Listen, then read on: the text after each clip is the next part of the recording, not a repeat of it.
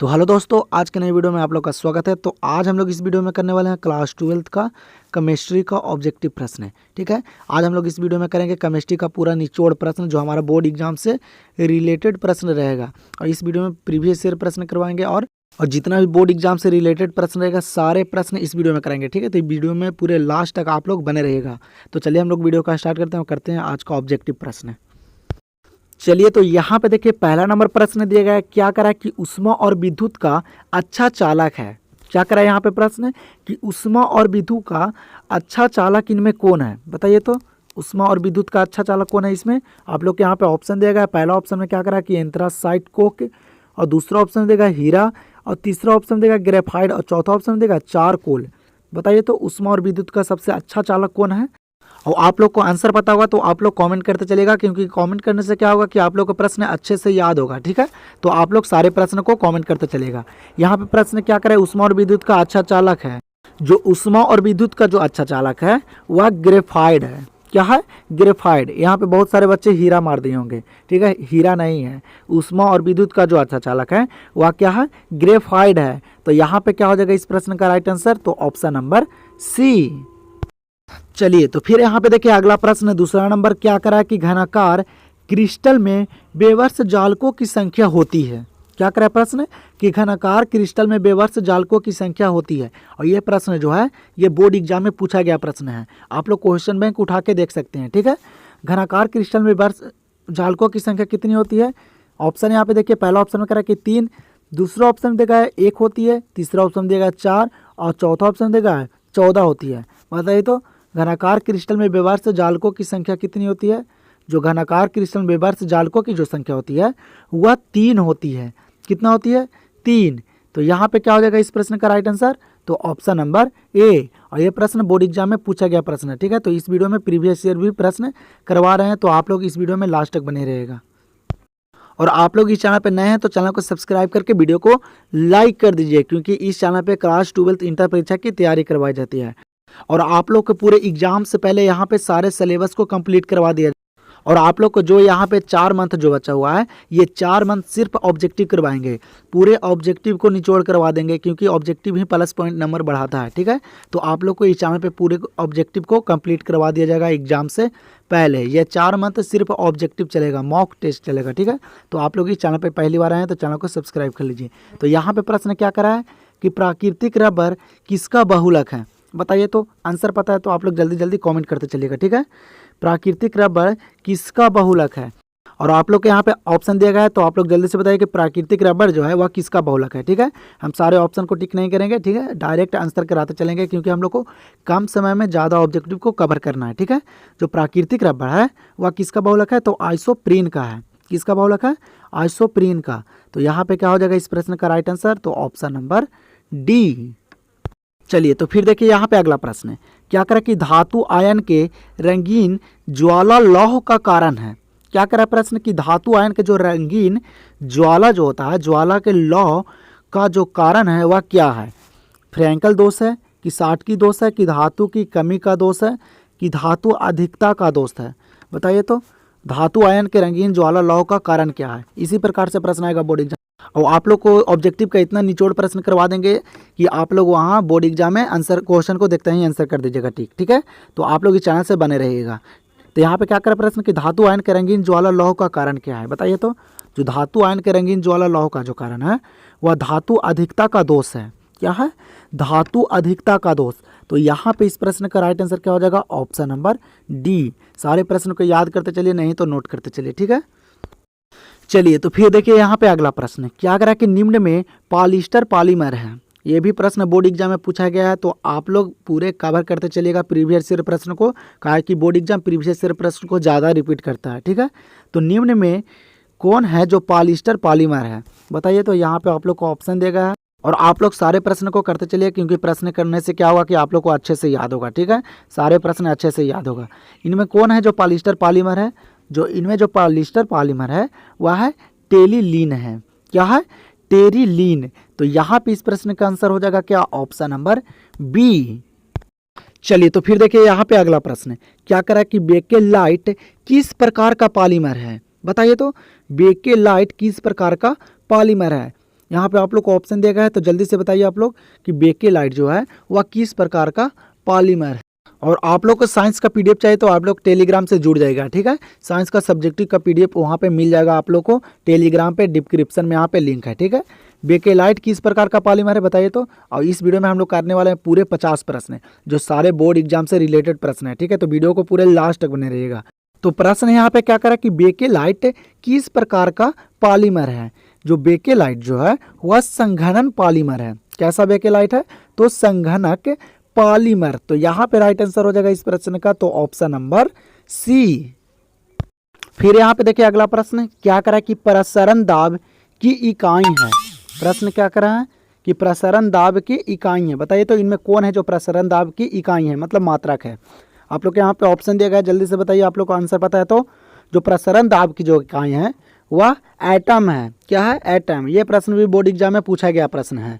तो प्रसरण दाब का इकाई क्या है तो एटम। तो यहाँ पे राइट आंसर क्या हो जाएगा, ऑप्शन नंबर डी।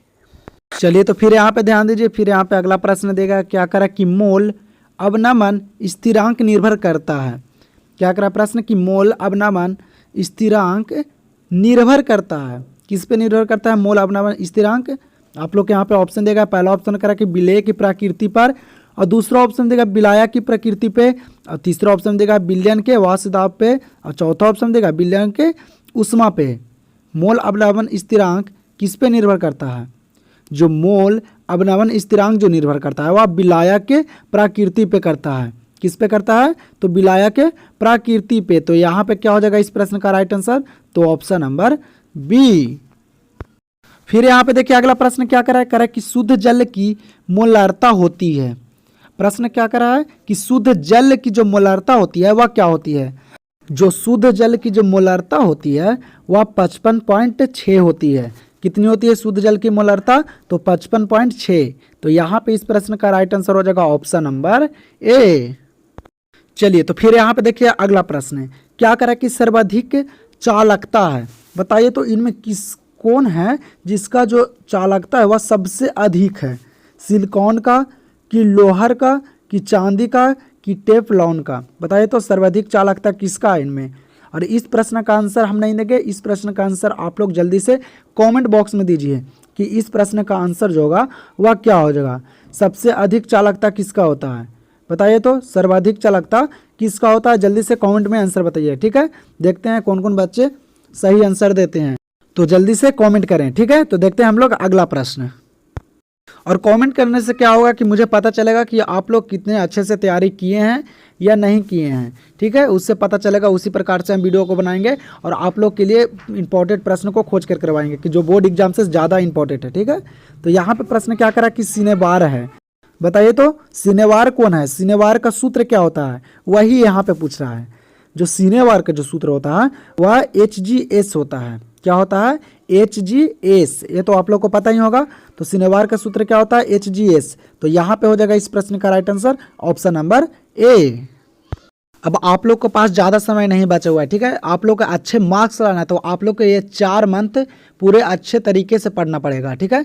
और ये 4 मंथ जो भी अच्छे तरीक़े से तैयारी कर लिया उसका बोर्ड एग्जाम में अच्छे मार्क्स लाने से कोई नहीं रोक सकता, ठीक है। और इस चैनल पे सिर्फ 4 मंथ सिर्फ ऑब्जेक्टिव चलेगा, ठीक है। सिर्फ ऑब्जेक्टिव चलेगा। आप लोगों के पूरे ऑब्जेक्टिव दम अच्छे तरीके से कंप्लीट करवा देना है, क्योंकि अभी बोर्ड एग्जाम में दम तहलका मचा देना है, ठीक है। तो आप लोग इस चैनल से जुड़ जाइए और सब्जेक्टिव आप लोग को टेलीग्राम पे मिल जाएगा, ठीक है। उसका दिक्कत नहीं है। तो यहाँ पे देखिए प्रश्न क्या करा है, क्या आ रहा है कि प्रथम कोटि अभिक्रिया के लिए हाफ टी का मान होता है। क्या करा प्रश्न कि प्रथम कोटि अभिक्रिया के लिए हाफ टी का मान होता है। और ये भी प्रश्न पूछा गया है बोर्ड एग्जाम में। बताइए तो हाफ टी का मान क्या होता है। जो प्रथम कोटि अभिक्रिया के लिए जो हाफ टी का मान होता है वह होता है 0.693 प्रति के होता है। क्या होता है 0.693 प्रति के। तो यहाँ पे राइट आंसर क्या हो जाएगा तो ऑप्शन नंबर बी। आप लोग याद करते चलेगा ये सब प्रश्न को, ठीक है। चलिए तो फिर यहाँ पे ध्यान दीजिए अगला प्रश्न क्या करें कि दूध एक उदाहरण है। बताइए तो दूध किसका उदाहरण है, झाग का, कि पायस का, कि जैल का, कि साल का। बताइए तो दूध उदाहरण किसका है। यहाँ पे यही प्रश्न यहाँ पे पूछ रहा है। जल्दी से बताइए, आप लोग का आंसर पता था आप लोग कमेंट करते चलिए, ठीक है। रिक्वेस्ट कर रहा हूँ आप लोग से कि आप लोग कमेंट करते चलिए, क्योंकि कमेंट करने से आप लोग को प्रश्न क्या होगा कि याद होगा, अच्छे से होगा। आप ही के लिए बोल रहे हैं, ठीक है। तो दूध का उदाहरण इनमें क्या है, जो दूध एक है वह पायस है, पायस है। दूध का उदाहरण क्या है, पायस। और ये प्रश्न बोर्ड एग्जाम में पूछा गया प्रश्न है कि पायस किसे कहते हैं, ठीक है। तो ये सारे पीडीएफ दे दूंगा टेलीग्राम पे। दूध का उदाहरण क्या है, तो पायस है। तो यहाँ पे क्या हो जाएगा इस प्रश्न का राइट आंसर, तो ऑप्शन नंबर बी। चलिए तो फिर यहाँ पे ध्यान दीजिए, अगला प्रश्न क्या करे कि निम्नलिखित में कौन प्राकृतिक बहुलक है। क्या करे प्रश्न कि निम्नलिखित में कौन जो है वह प्राकृतिक बहुलक है। ऑप्शन यहाँ पे देख लीजिए, पहला ऑप्शन में देगा करे प्रोटीन, दूसरा ऑप्शन में देगा सेलुलोज, और तीसरा ऑप्शन में देगा रबड़, और चौथा ऑप्शन में देगा उपयुक्त इनमें सभी। बताइए तो निम्नलिखित में कौन जो है वह प्राकृतिक बहुलक है। चलिए बताता हूँ, जो प्राकृतिक बहुलक है इनमें वह सभी है। क्या है, इनमें सभी है, प्रोटीन भी है, सेलुलोज भी है और रबड़ भी है, ठीक है। ये तीनों जहां भी लोग आप पूछे कि प्राकृतिक बहुलक कौन है, तो ये सभी हो जाएगा, ये तीनों, ठीक है। तो यहाँ पे क्या हो जाएगा इस प्रश्न का आंसर, तो ऑप्शन नंबर डी। चलिए तो फिर देखिए यहाँ पे अगला प्रश्न क्या करे, आयरन का महत्वपूर्ण यस्क है। प्रश्न क्या करा कि आयरन, आयरन तो आप लोग समझते होंगे लोहा, लोहा का महत्वपूर्ण यस्क क्या है यहाँ पे, सीडेराइड है कि हेमेटाइट है कि पाइराइट है कि बॉक्साइड है। बताइए तो आयरन का महत्वपूर्ण यस्क क्या है। जो आयरन का महत्वपूर्ण यस्क है लोहा का वह हेमेटाइट है। क्या है, हेमेटाइट जो है वह लोहा का सबसे महत्वपूर्ण यस्क है, ठीक है, याद रखिएगा आप लोग, ठीक है। तो यहाँ पे क्या हो जाएगा इस प्रश्न का आंसर, तो ऑप्शन नंबर बी। और बोर्ड द्वारा जल्द ही मॉडल पेपर भी लॉन्च होने वाला है, ठीक है। तो आप लोग को इस चैनल पे पूरे मॉडल पेपर का सेट भी कंप्लीट करवाएंगे, क्योंकि मॉडल पेपर सबसे इंपॉर्टेंट रहता है। बोर्ड एग्जाम में बहुत सारे प्रश्न आते हैं मॉडल पेपर से, ठीक है।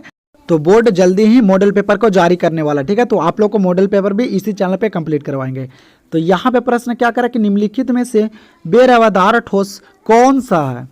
प्रश्न क्या करें कि निम्नलिखित में से बेरवादार ठोस कौन सा है। ये भी प्रश्न पूछा गया प्रश्न है, क्वेश्चन बैंक आप लोग उठा के देख सकते हैं, ठीक है।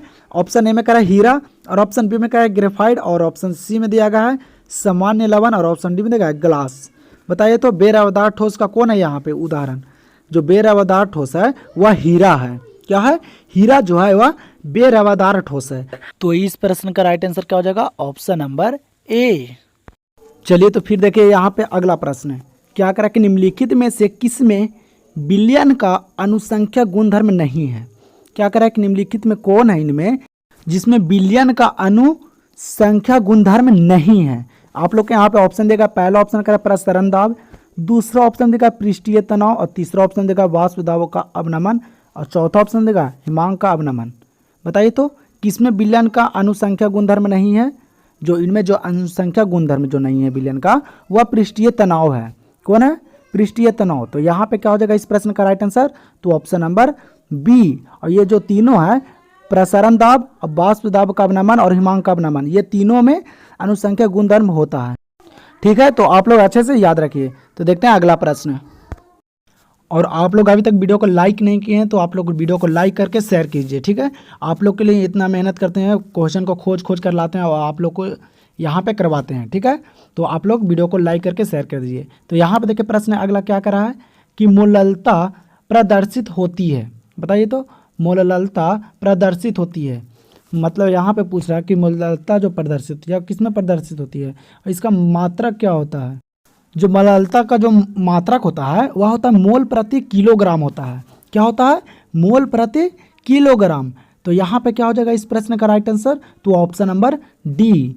तो आज हम लोग इस वीडियो में इतना ही प्रश्न करेंगे और अगले वीडियो में करेंगे हम लोग और ढेर सारे केमिस्ट्री का ऑब्जेक्टिव प्रश्न, ठीक है। और आप लोग को ऑब्जेक्टिव पूरा कंप्लीट करना है, बिहार बोर्ड एग्जाम देना है 2025 में। तो आप लोग इस चैनल को फॉलो कर लीजिए, ठीक है। इस चैनल को सब्सक्राइब करके वीडियो को लाइक कर दीजिए, क्योंकि इस पर सिर्फ ऑब्जेक्टिव ही चलेगा, अभी सिर्फ ऑब्जेक्टिव चलेगा, क्योंकि ऑब्जेक्टिव ही प्लस पॉइंट बढ़ाता है बोर्ड एग्जाम में नंबर लाने के लिए, ठीक है। ऑब्जेक्टिव को दम पूरा घोल के पी जाना है, ठीक है। तो आप लोग इस चैनल से जुड़ जाइए और पूरे ऑब्जेक्टिव को अच्छे से कंप्लीट कर लीजिए। अब ज़्यादा समय नहीं है, ठीक है। तो हम लोग मिलते हैं अब नेक्स्ट वीडियो में।